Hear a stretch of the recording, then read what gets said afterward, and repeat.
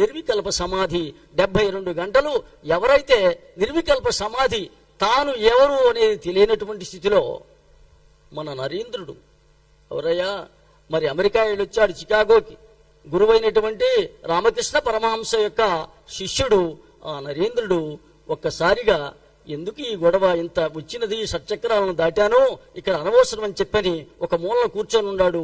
గురువైన పరమహంసకి కనిపించలా. 2 రోజులు దాటింది. 3వ రోజు ఈయన ఎక్కడున్నాడని వెతికాడు.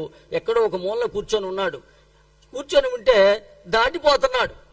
ఒరే ఈయన దాటిపోతున్నాడు, ఈయన దాటిపోతే ఈ భారతీయ గరిమను బయటికి అందించేవాడు ఎవరు లేడు రా. ఈ యోగ భూమి, ఇది కర్మభూమి, మరి యజ్ఞభూమి, తపోభూమి యొక్క ప్రతిఫల స్వరూపముగా మరి ఎంతో విద్వత్తు కలిగినటువంటి వాడై ఉన్నాడు.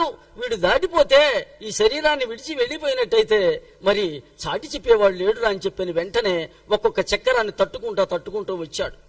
తట్టుకుంటూ వచ్చి ఒక్కసారిగా ఆ ఎన్నుపాము పై భాగమున, ఆ ఆగ్నేయ చక్రమునకు దిగువ భాగములో ఒక్కసారి గట్టిగా 3 తాకులు తాకాడు. విడబడ్డాడు.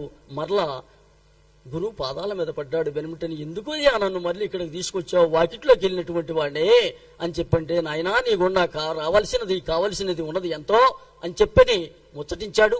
ఆ తరువాయి ఇక భీష్మాదులు అంటావా 250 సంవత్సరములు నిలిచాడు భూమిపై. ఏ ఒక్క స్త్రీ కోసమైతే అమ్మటించి స్త్రీ చెప్పిన మాటను విని గురువైనటువంటి వశిష్ఠుని యొక్క ఆ గోవుని తీసుకుని వెళుతున్నాడో ఆ మహనీయుడు అనుభవించాడు. తర్వాత ఎక్కడి నుంచి వచ్చాడు? వసుగణములో వాడు. ఆ వసుగణము ప్రభాసుడు అనేటువంటి వాడు. మరి ఆ గోవుని తీసుకెళ్లటం ఎందుకయ్యా? విధి అనులంఘనీయము. వెనువెంటనే ఆ వశిష్ఠ భగవానుడు అన్నాడు, మత్స్యుడు వైని వ్యవహరించినాడు గాన నీవు మత్స్యుని జనితువుగాక అని వలవల ఏడ్చాడు. ఏమీ చేసేది లేకపోయినది. చివరికి తానే మరి సంతాన పుత్రుడిగా జన్మించాడు.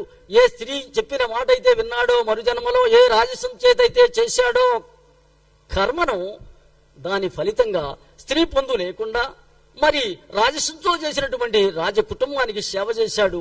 చివరకు భారతీయ భూభాగముపై జన్మించినందుకు యోగము, కర్మము, యజ్ఞము, తపస్సు కలిగినటువంటి ఈ యొక్క మర్యాద పూర్వకమైనటువంటి ఈ మర్యాద పురుషోత్తముడైనటువంటి రామచంద్రుడు నడిచినటువంటి భూమిపై మర్యాదను నిలిపి తాను కూడా సహస్రార కమలాన్ని ఛేదించి దివ్యమైనటువంటి వానుగా వెళ్ళాడు.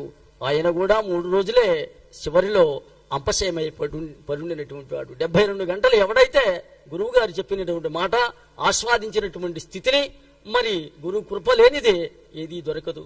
మరి రాదురా ఈ మానవ జన్మ, జీవుని దేవుని గడకను కొనిపోవు దివ్యదత్తమవు దేహమురా మానవుడా. మానవుడా మమత వీడరా, మమత వీడి రామనామ స్మరణ చేయరా. రామనామ స్మరణ చేసి ఆత్మసుఖము నందరా. రామనామ స్మరణ చేసి ఆత్మసుఖము నందరా. ఆత్మసుఖము కన్న మిన్న అన్యమేమి లేదురా. ఎవరు ఉద్ధరించేవాళ్ళు లేడు. 4 నాళ్లు ముచ్చట నాయనా, నీవు ఆత్మ పురుషుని ఒడిలో చేరవలనంటే